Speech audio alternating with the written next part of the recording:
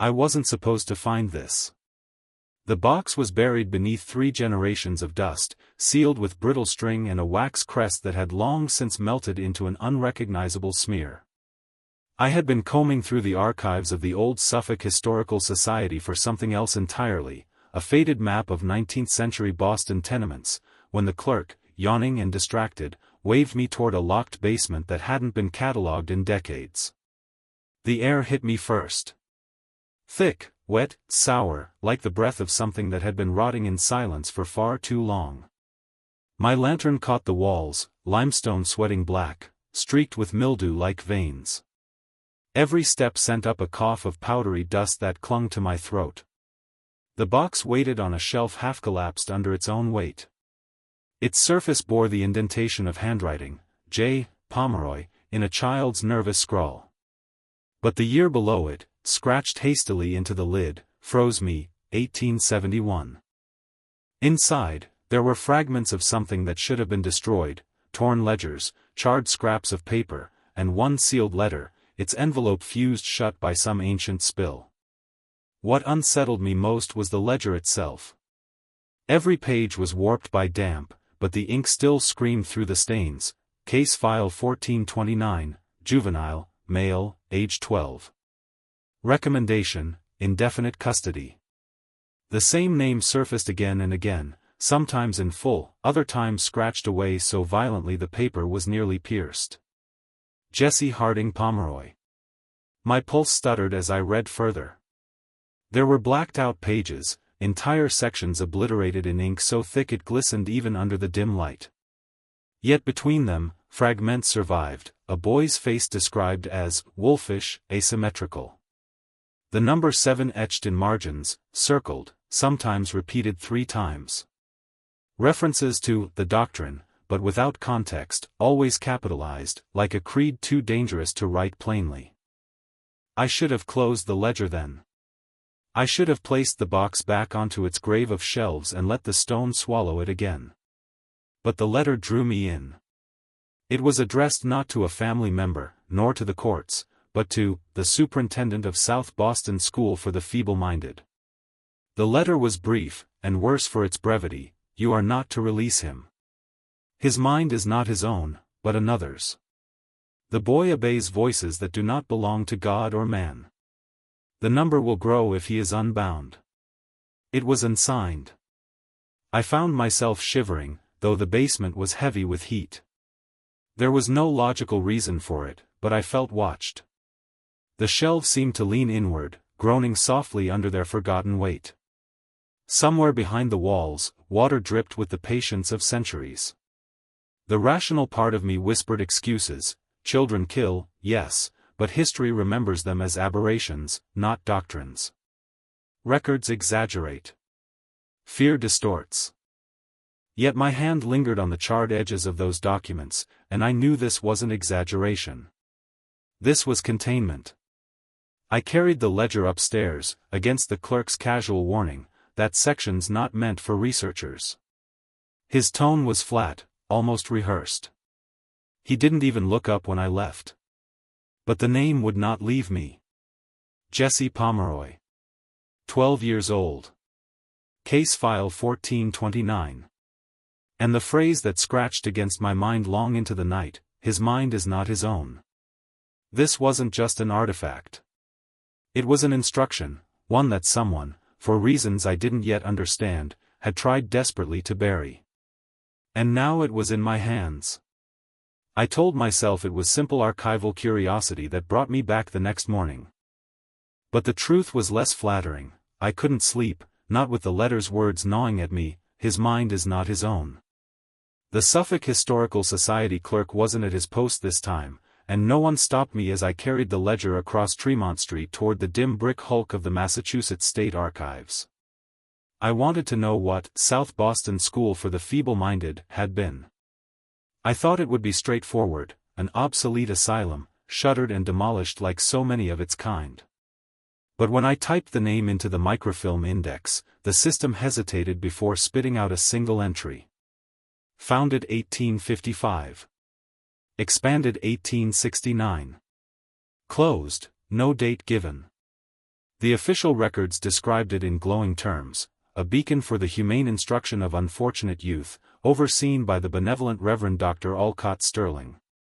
Photographs showed him tall, thin, draped in clerical black, always surrounded by children posed in rigid smiles. His eyes were fixed on the camera, sharp and unwavering, hardly paternal. The language in the pamphlets was nauseatingly proud, a Christian fortress against idleness and deviance. A laboratory of moral hygiene, where science and scripture converge. The children entrusted to us are lifted from darkness into light, from burden into purpose. But the numbers did not align. Annual reports listed dozens, sometimes hundreds, of entrants. Yet there were no discharge papers, no graduation certificates, no records of transfer. Names appeared once in the rolls and then vanished.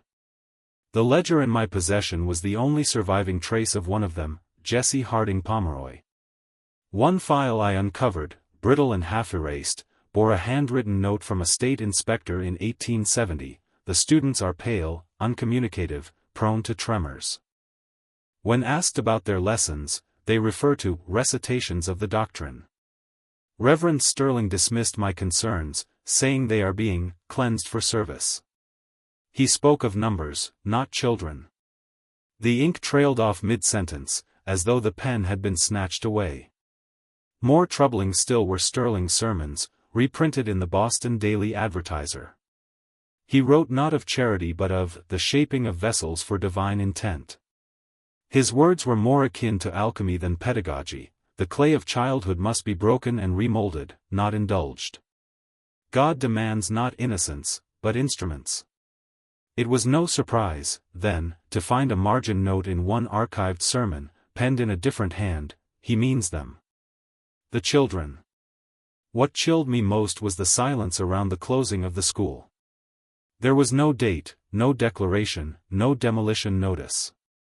The building simply dissolved from record, as though it had been swallowed whole.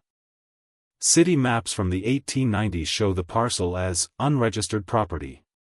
By 1911, the area was marked simply vacant. But it had not been vacant, not really. I spoke with an elderly archivist, a man with liver spots mottling his hands like stains. When I asked about the school, his gaze clouded, his voice dropped. "You found that name?" he muttered. South Boston wasn't a school. It was a net. They cast it wide and pulled in whoever they pleased. None came out. When I pressed further, about Sterling, about Pomeroy, the man simply folded the brittle document I had been reading and slid it back into its box. "Some things," he whispered, "were never meant for daylight." His hand trembled as he shut the lid, but not from age. From memory. I left with my stomach knotted, carrying the image of Sterling's unwavering eyes in those photographs. The Reverend had called his school a fortress. But a fortress against what? The records did not answer. They only hinted that the children inside were not educated, but transformed. And Jesse Pomeroy was only the one who slipped through. I had begun to notice a pattern. Every file I pulled, every ledger entry I pieced together, followed the same cruel architecture: names introduced, then names erased. Children entered the South Boston school as individuals: Mary, Thomas, Eleanor, but in subsequent reports they became indistinct designations: Subject 11, Subject 12, and so on. In the Reverend's language, they were instruments, stripped of identity to better serve his doctrine. The repetition gnawed at me. Some documents bore nearly identical sentences, as if written by the same hand under different signatures. I laid 3 letters side by side, each allegedly written by 3 separate boys in 1872. Their phrasing was identical, down to the slant of the pen: "I am improving every day." The Reverend teaches us discipline and obedience. My old ways are fading. I am grateful. Not a word of childhood remained. No reference to family, to homesickness, to friends. Each letter was a carbon echo of the last, as though the students themselves had already been erased. In one drawer, however, I found fragments that had survived the cleansing. A hidden envelope, unsigned, written in the shaky hand of a child. My name is Jacob. I must write it again. Jacob. They tell me I am 12, not Jacob. When I say Jacob, they scold me. When I dream Jacob, they wake me. Soon I will forget, and I don't want to forget. Please, if you find this, keep my name alive. The words buckled me. The paper smelled faintly of smoke, as if someone had tried to burn it and failed. At the bottom corner, the boy had carved his name with a pin, Jacob. It was scratched over later, but the grooves still caught the light. Another document, this time from a teacher whose name was half blacked out in ink, suggested complicity laced with despair. We are told to begin the doctrine recitations before dawn. The children repeat phrases until they stumble. When one falters, we remind them their names are nothing.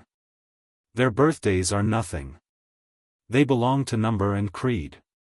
Last night one girl whispered her birthday to me in secret, April 9th. She begged me to remember for her. I write it here because I am forbidden to speak it aloud. That date, scrawled in the margin, April 9th, was underlined 3 times. A whisper of resistance, barely preserved. The symbolism surfaced everywhere. On the back of an inspection report, I discovered a sketch in graphite, a wall filled with names, then thick scratches running across them, as if someone had physically tried to obliterate each. Another folder contained identical portraits of children lined up in stiff posture, their features blurred by time and mildew until they seemed to be the same child reproduced dozens of times. The deeper I dug, the more I felt a pressure at the edges of my mind, as if the doctrine wasn't merely confined to ink and parchment. It was methodical erasure, institutionalized forgetting. The archivist I'd spoken to earlier found me again, his hands trembling worse than before. "Stop chasing their names," he said. That was the first thing Sterling took. Names, then birthdays, then memory. By the end, they didn't even know themselves. "Why?" I asked, my throat raw. He only shook his head. "Because a blank page can be written on." And he wasn't writing lessons. I left the archives carrying Jacob's letter in my pocket. The grooves of his carved name cut against my fingertip whenever I brushed it, an anchor against the weight of obliteration. Yet I couldn't shake the feeling that even remembering his name had marked me, that the doctrine was not just history, but contagion. The map I discovered was crude, drawn in pencil on the back of a requisition slip for opium tinctures. At first glance it resembled a child's sketch, but when I overlaid it with an 1860 fire insurance map of South Boston, the outlines matched. It wasn't a school. It was a complex, layered stairwells, corridors that never met at right angles, chambers tucked beneath the earth. I shouldn't have gone. But compulsion gnawed at me, stronger than caution. The building, what remained of it, still existed, though its name had been effaced from records. From the street it was nothing but a derelict brick carcass, fenced off, windows bricked up. But an iron service door at the rear, rusted and ajar, admitted me with a squeal that echoed like a warning. Inside, the air was stiller than death. Wallpaper peeled in curls the color of old flesh, and plaster had collapsed in chunks, revealing ribs of brick. But it was the architecture that unnerved me most. Stairs ran downward into impossible loops. I descended 3 flights only to emerge at the same landing I had started from. Hallways narrowed into choking corridors, then widened suddenly into cavernous rooms that seemed too vast for the footprint of the building. In one chamber, rows of narrow iron beds were bolted to the floor. Chains dangled from the headboards, rusted through. On a bedside table, a warped photograph remained under cracked glass, children lying in those very beds, their eyes blindfolded, mouths stuffed with cloth. A caption on the back, in Reverend Sterling's hand, read, "Silence Therapy. To hush the self." Another room bore shelves lined with empty tincture bottles, labels faded but legible, laudanum, ether, paregoric. An old medical ledger listed doses by weight, but the column for patient name was simply a series of crossed-out lines. And then there were the symbols. In the lowest hall, I found a wall of stone, the plaster long since flaked away. Names had been carved deep into the surface, hundreds of them, but every one was savagely scratched out. Above them, in larger letters, someone had etched only a number, 7. It was then that I heard it. A whisper, not from behind me, but from the wall itself. A child's voice, faint and rhythmic, repeating a single word. I pressed my ear to the cold stone, and for an instant I could swear it was Jacob. I stumbled back, lantern shaking in my hand. The flame guttered, but then, impossibly, relit itself. The rational part of me told me it was draft, trick of acoustics, nerves. But the warmth of the wick had died. I had felt the cold breath of its extinction before it sparked back to life. In a corner of the chamber, I found a locked wooden box split open by rot. Inside were journals, bound in leather, each page covered in diagrams, drawings of blindfolded children, mouths open in silent screams, sketches of stairwells twisting into impossible knots, candles circled in black ink, labeled "Perpetual Flame." The last entry was barely legible, scrawled in a hurried hand: "If the doctrine is recited within these walls, the stones remember. They echo it back. That is why silence must be forced. That is why the children must forget their names. If they remember, the walls answer." I felt the chill then, not from the air, but from the building itself, as though it exhaled around me. Somewhere deep in the structure, I heard the scrape of something shifting, wood dragging against stone, like a locked door moving on its own hinges. I fled before I could find it. But as I reached the outer corridor, I glanced back. The candles I had passed, long dead stubs, were burning. I thought the South Boston School was singular, an aberration buried in one rotten corner of history. But the ledger proved otherwise. Inside the warped box I'd unearthed in the archives was a folded map, stitched together from scraps of yellowed paper. At first I mistook it for a fire insurance diagram, but the symbols gave it away: circles with numbers inside, 7 most frequently, placed at sites across Massachusetts, Connecticut, and Maine. Each circled site bore a faint notation in the same cramped script: school, mission, orphanage. Cross-referencing the locations against state records was like pulling back a scab. Institutions rose and fell across decades, each cloaked in the same rhetoric of benevolence and moral hygiene: the Lowell House for Wayward Youth, 1862. St. Agnes Orphan Mission, 1874. Hartford Sanatorium for the Defective, 1881. The pamphlets were nearly identical, even in design. And the names inside, Jacob, Eleanor, Thomas, appeared in one ledger, disappeared, then reappeared in another. Transfers, they called them. But there were no arrival records, no discharges, only beginnings without ends. The worst discovery came from a hidden registry, misfiled under transportation. Bound in oilcloth, it listed hundreds of children across decades, assigned numbers rather than surnames. In the column for destination, there were recurring notations: DB7, DB7, DB7. At first I thought DB7 was shorthand for Dormitory B, Room 7. But the pattern persisted across every institution I checked, even those in other states. The same code. The same number. The registry ended abruptly in 1923, but at the bottom of the final page was a stamp: Order of the Fifth Veil. My blood iced. The seal was faint but unmistakable: 5 interlocking circles, their overlap forming a small hollow space at the center. The hollow doctrine, perhaps, given form. One line of the registry stopped me cold. It was a transfer note dated 1904, subject 1429, transferred from South Boston to Lowell House. Jesse Harding Pomeroy. Pomeroy had been declared insane, sentenced to life in solitary confinement at Charlestown Prison. At least, that was the official story. But here was a record placing him elsewhere, woven back into the network. Whether the transfer was physical or ideological, I couldn't yet tell.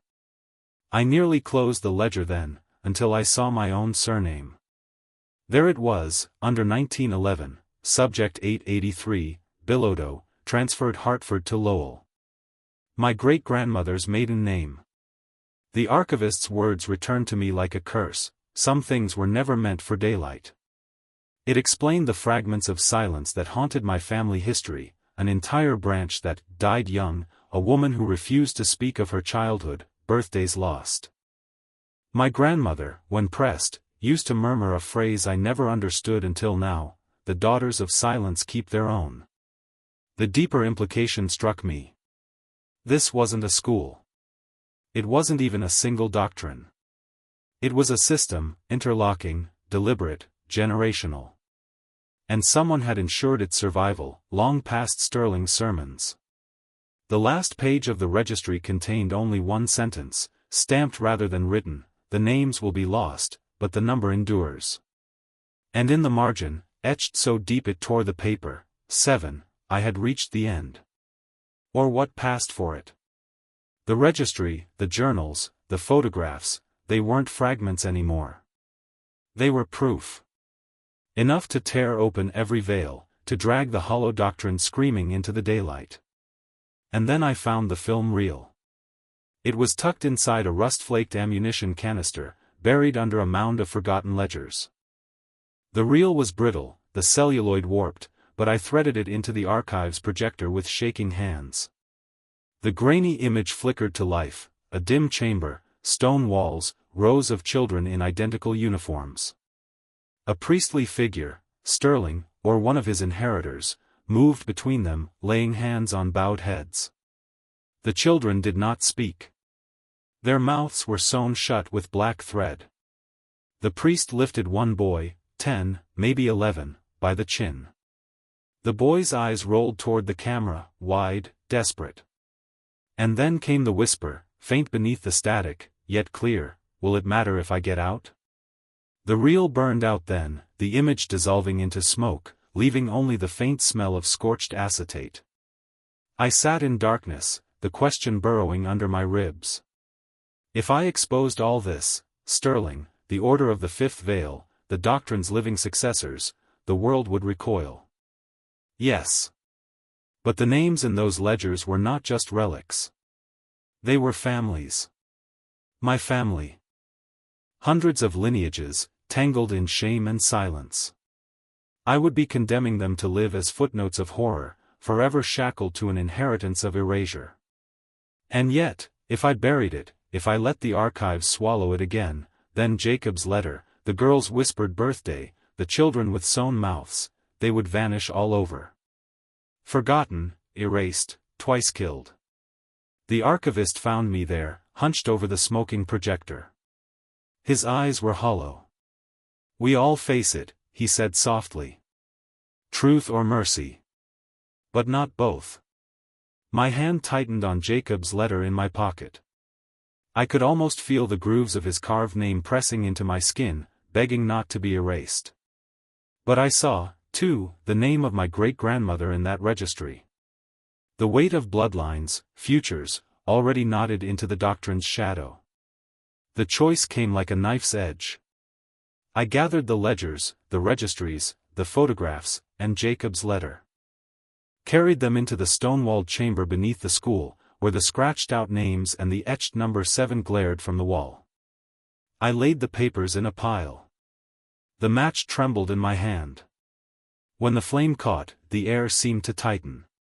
For a moment, I thought the walls themselves would cry out, but instead, it was silence. A silence so absolute it pressed against my eardrums like water. The archivist stood at the doorway, lips moving but no sound escaping. As the fire devoured the last page, I did one thing to resist the erasure. I lit a single candle from the blaze and set it on the floor beneath the wall of scratched-out names. Its small flame wavered, stubborn, alive. I whispered aloud, against the silence, "Jacob," and left it burning. The papers reported it as an accident. A fire of unknown origin broke out in the derelict remains of the South Boston School for the Feeble-Minded. The blaze consumed what little structure was left before city crews demolished the shell for safety. The official report was perfunctory: faulty wiring, despite the fact that no power lines had run through the building in over half a century. No mention of the archives. No mention of the sealed chambers beneath. No mention of the wall of names. The records were erased in the cleanup. The ledgers misfiled as damaged, the film reel listed as unsalvageable. The registry of transfers was catalogued under miscellaneous transport and then quietly pulped. Bones recovered from the ash were deemed animal remains. Even the archivist's name was absent from the report. As if he, too, had been swallowed. Yet something remained. Weeks later, during a routine clearing of the debris, a workman uncovered a small object at the site. He turned it over to the Historical Society without comment. It was a child's locket, tarnished black, the clasp fused shut by heat. Inside, though, the picture had survived, a rough sketch of a boy's face, drawn in shaky lines. At the bottom, the name was carved, not written, into the thin metal. Jacob. The society catalogued it as anonymous artifact, no provenance. They displayed it in a glass case near the entrance, where visitors pass without looking. I've seen it. The grooves of the name catch the light in a way that makes it impossible to ignore once you know what it is. Yet no one stops. The plaque beneath reads only, "Found object, South Boston, 1870s. I wasn't supposed to find this. I wasn't supposed to remember. But the candle I left still burns in my mind, as though the flame refused to die when the walls collapsed. And when I walk past the case, I whisper his name. Just once. Just enough to hear the echo rise in the silence. Jacob. 1.